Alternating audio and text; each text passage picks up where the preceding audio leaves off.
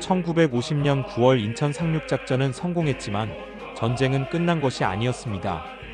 이번엔 서해 바다가 불타기 시작했습니다. 해군 전쟁의 최전선은 이제 서해상의 작은 섬들로 옮겨갔습니다. 그 당시 해군 통신병으로 근무했던 김무수 씨는 그때의 상황을 이렇게 외상을 했습니다. 인천 상륙작전 뒤에도 계속 총성이 들렸습니다. 특히 연평도 근처는 밤에도 바다가 조용할 날이 없었습니다.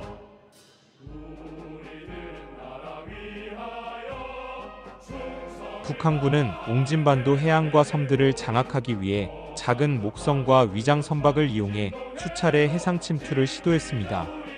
이에 한국 해군은 이를 막기 위해 매일 밤 소해정, 경비정, PC함정을 내보냈습니다.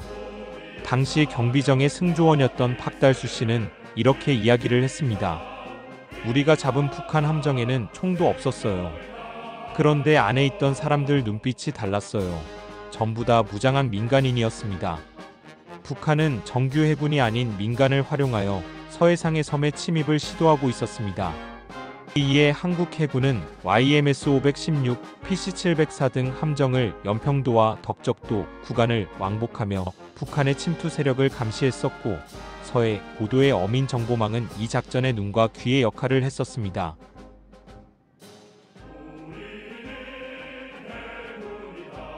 그러던 1951년 3월 연평도 인근 해역 새벽 2시에 수상한 목선 세척이 연평도 해안으로 접근하고 있었습니다. 이를 발견했던 연평 해안초소의 병사는 처음엔 어민인 줄 알았습니다. 그런데 그들이 갑자기 총을 꺼내 쐈습니다.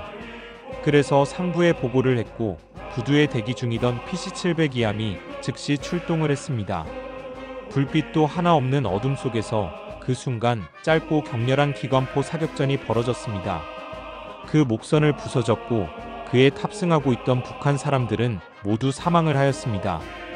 당시 702함에 승조하고 있던 장교는 우린 처음으로 깨달았습니다. 이곳 서해가 그냥 바다가 아니라 전장터라는 걸 말입니다. 이렇게 이야기를 했습니다.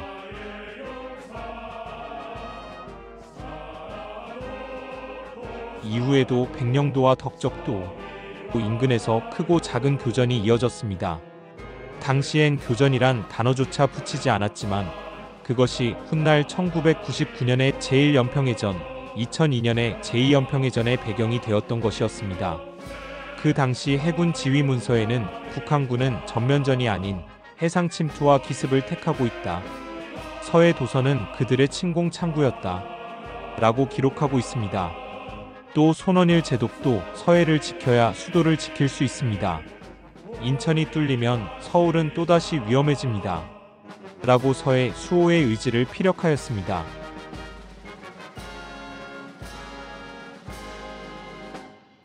작지만 치열했던 서해 바다에서의 전투. 그것은 연평해전이라는 이름으로 50년 후 다시 불붙게 됩니다. 그리고 그 불씨는 바로 1950년의 서해에서 시작된 것이었습니다. 지금 우리가 알고 있는 서해 북방한계선인 NLL이 처음부터 존재했던 것이 아닙니다. 전쟁이 모든 걸 바꿔놓았습니다. 1953년 정전협정 직후 휴전선은 육지에만 그어졌습니다. 바다엔 선이 없었습니다.